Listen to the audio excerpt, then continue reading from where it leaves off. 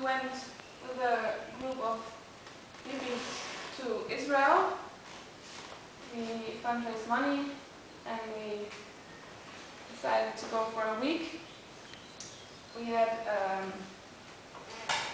a storytelling course during this year with Rui, and he's coming from Israel, and he was organizing a healing word festival in the kibbutz in Harduf. And we decided to join that festival and visit the West Bank and Jerusalem and see the country. So we went the first days to the West Bank,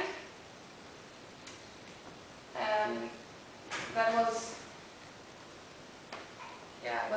for me it was really nice to go there, because after Lebanon, to see the Palestinians in Israel and see the huge difference. It's such a difference between the Palestinians in Lebanon and the Palestinians in Israel. I have the feeling the Palestinians in Israel, they're more in it, but they feel also more free somehow. Their thinking is more free. And that's because they're probably in it. Because they're confronted with it every day, or they find a way to live somehow. And also the camps in Lebanon, they look horrible and crappy.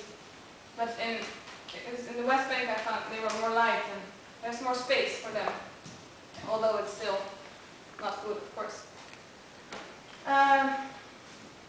We experienced, or for me, this woman, she's standing behind the wall. And I don't know if you all know, but there's a huge wall around the West Bank.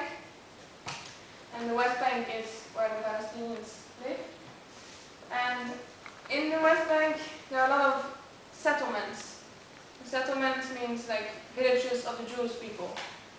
So they say that the West Bank is for the Palestinian people, and that they are free to do what they want. But they are surrounded by a huge wall that is controlled by the Israeli army. And in the West Bank there are a lot of settlements where Jewish people live and who are really against the Palestinians.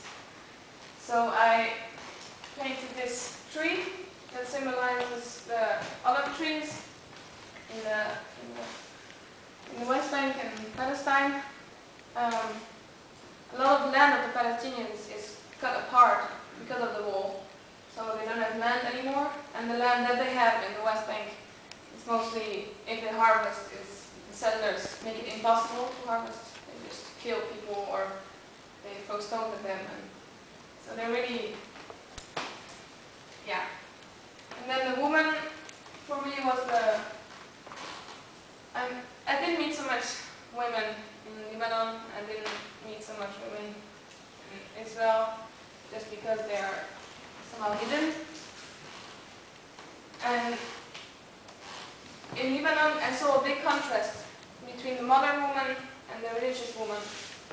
In Beirut, it's a really modern city. You see Hummers and palm trees and beautiful hotels, and so there you see the girls with mini skirts and long blonde hair and being really free.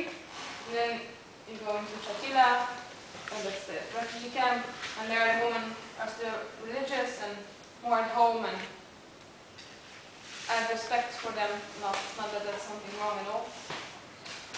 And that's why I wanted to show in this. One side the hair, the other side the hijab. And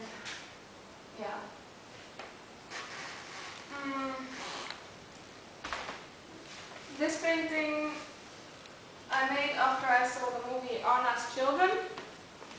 Arna's Children is a movie about a Jewish woman who started a theater in Jenin. Jenin is in the West Bank, and she started at a refugee camp in the West Bank. And she started a long time ago. I don't know exactly when. You know? 89. Late 80s. Yeah, she started that theater during the Intifada. And the movie shows the development of the children during their whole life. So they film when they're 9, and they film when they're 14 or something, and then when they're older. So you see their whole life in that movie. And you didn't understand it probably. And I will read it to you, what's said here. Answer the call from the Aqsa Mosque. Call out against those who suppress us. For your sake, my steadfast people. Together we will fight and struggle. Raise your voice and say, God is great, God is great. Every mother's tear and every drop of blood takes its toll. For every martyr that falls, the new one will rise. For your sake, my steadfast people. And this quote was said by children who are like 6 or 7 years old. And that shows for me again the position of a child, that they just quote things that they probably don't really know what they're saying. Yeah.